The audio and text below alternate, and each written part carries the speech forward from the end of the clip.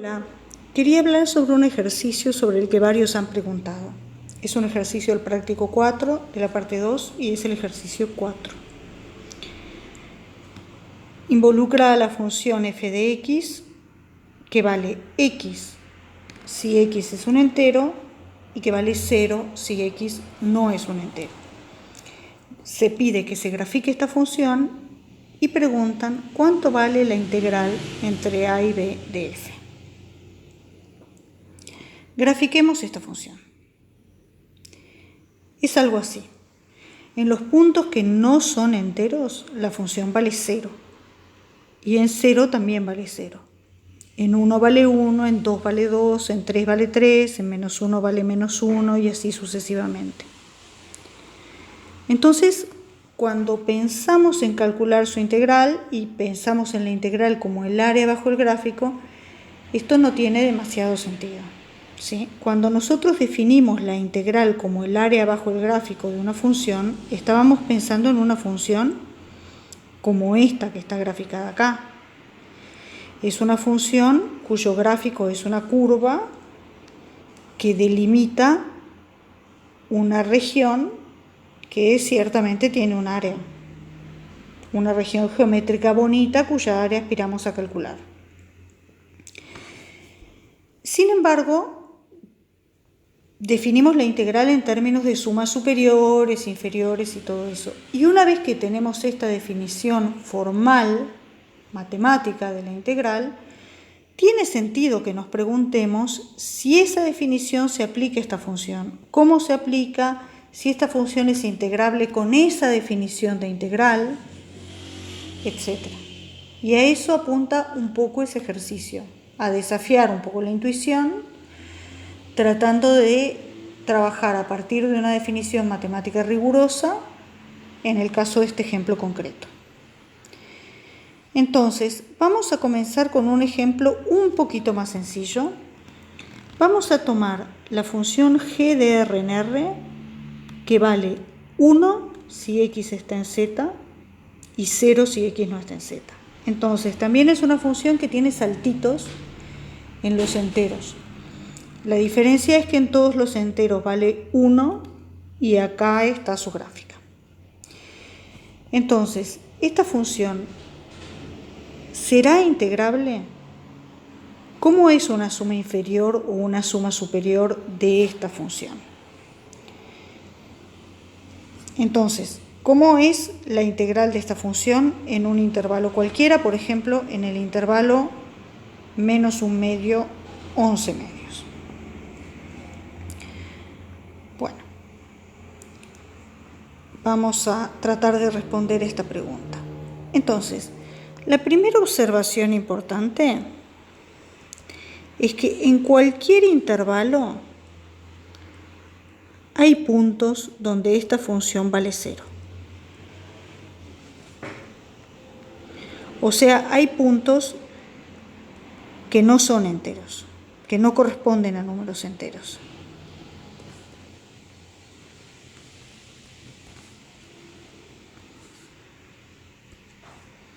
Bueno, en cualquier intervalo, por supuesto que no sea un intervalo de longitud 0, o sea, que no sea un solo punto.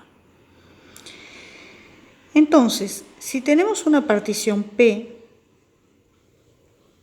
que es A0 hasta AN, una suma inferior para esta función G va a tener el aspecto siguiente. Va a ser, como siempre, la suma desde i igual 1 hasta n de AI menos AI menos 1 por el ínfimo del valor de la función en el intervalo AI menos 1 AI.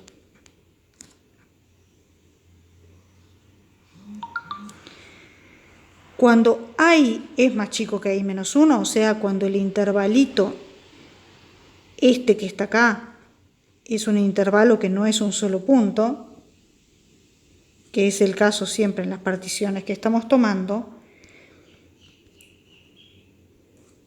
este ínfimo que está acá siempre vale 0. Entonces, la suma inferior correspondiente siempre vale 0. Para cualquier partición, la suma inferior respecto de la función g respecto de la partición vale 0. Entonces, ¿qué pasa con la suma superior? Bueno, puede haber sumas superiores que sean grandes, ¿sí? Por ejemplo, para la partición P o para la partición Q, que tiene solo a los extremos del intervalo menos 1 medio, 11 medios.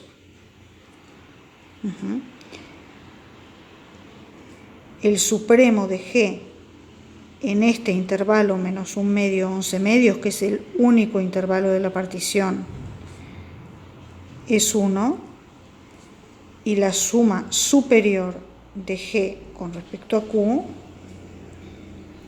va a ser la longitud de este intervalo, que es 6. Entonces, acá tenemos una suma superior que está muy lejos de ser 0. Pero lo que vamos a usar es el criterio de integrabilidad siguiente.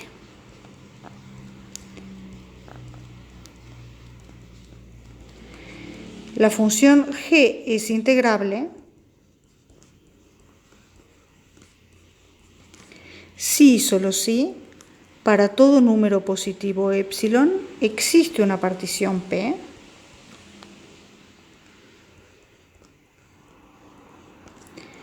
de modo que la suma superior de g con respecto a P menos la suma inferior de g con respecto a P es menor que epsilon. Este es el criterio de integrabilidad.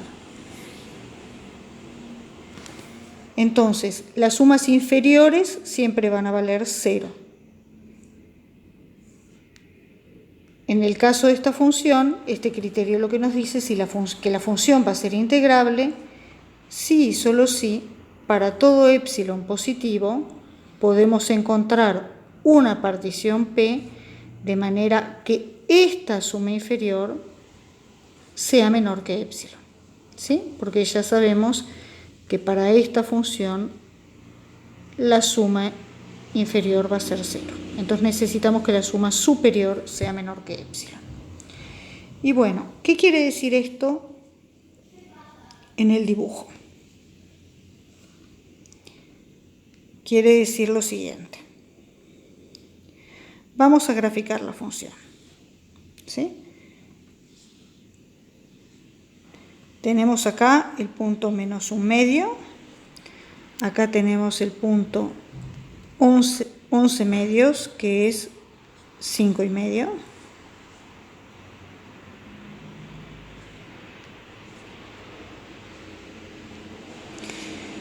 Y acá tenemos el 0, el 1,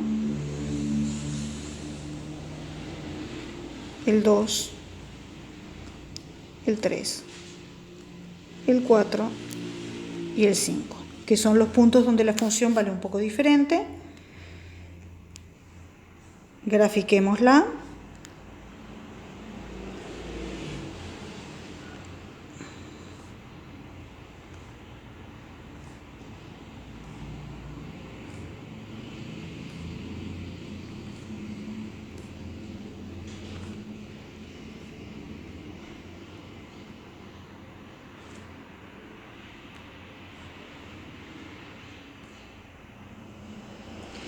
Entonces, siempre que tomemos una partición, el número 2 va a estar en algún elemento de la partición. Y ahí, el supremo de la función va a ser 1. Entonces, el supremo de la función no lo podemos hacer muy pequeño.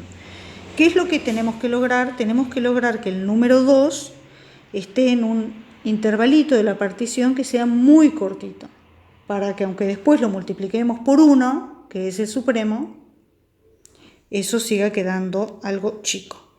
Entonces, la idea es tomar una partición de esta forma. Obviamente los extremos del intervalo siempre van a pertenecer a la partición, ¿sí? Y lo que queremos es que donde la función valga 1, el intervalito de la partición sea muy muy corto. Entonces va a ser una partición más o menos de esta forma. Con una partición de este tipo, en los intervalos que no contienen números enteros, que son intervalos, por ejemplo, como este, el supremo de la función va a ser 0, y en los intervalos que sí contienen números enteros, como este, donde el supremo va a ser 1, la longitud del intervalo va a ser muy, muy corta. ¿Sí? Entonces, escribamos esto de forma concreta.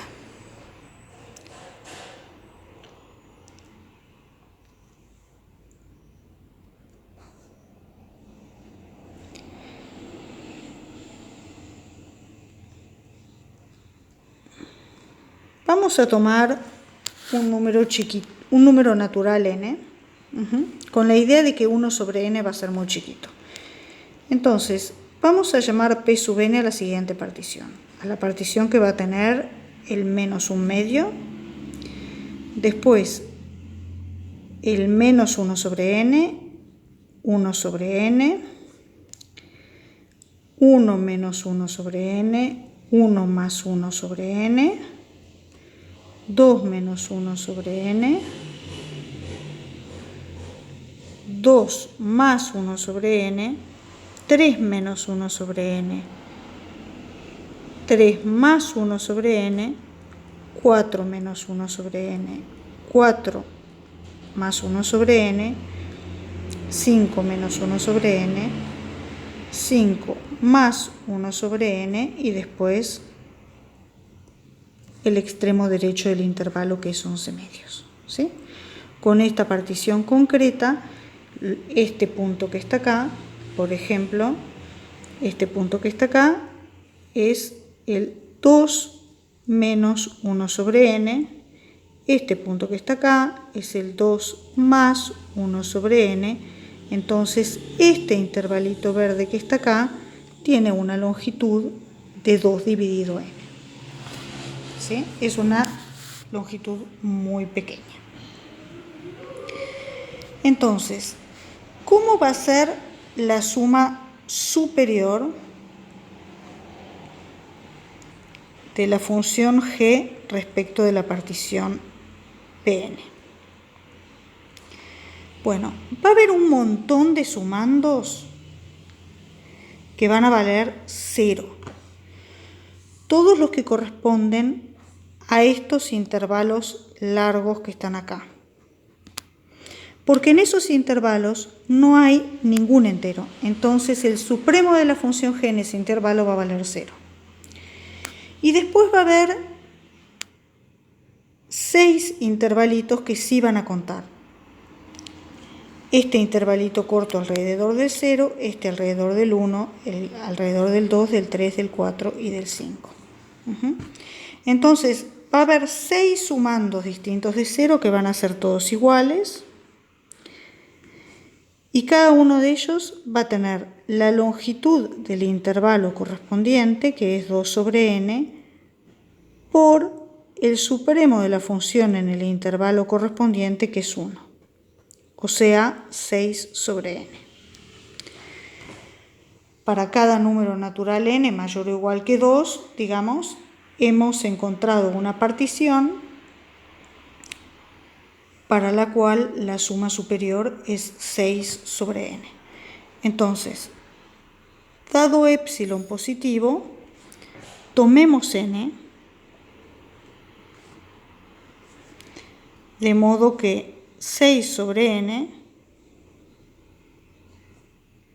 no, 6 no, 12 sobre n, porque es 6 por 2, ¿verdad?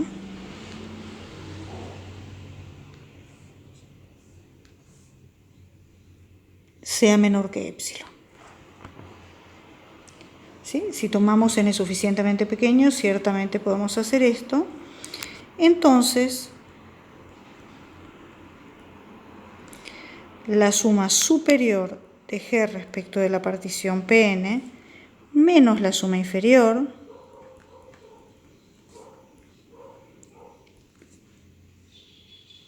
va a ser igual a 12 sobre n menos 0, que va a ser algo menor que epsilon.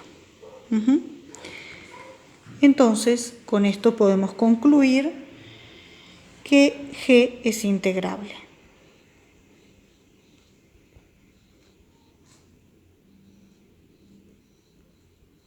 O sea, que existe la integral entre menos 1 medio y 11 medios de la función g. Bueno, ¿y cuánto vale? Esta integral, una vez que sabemos que existe, es el supremo de las sumas inferiores, o sea, es el supremo de las sumas SGP, donde P es una partición del intervalo de integración.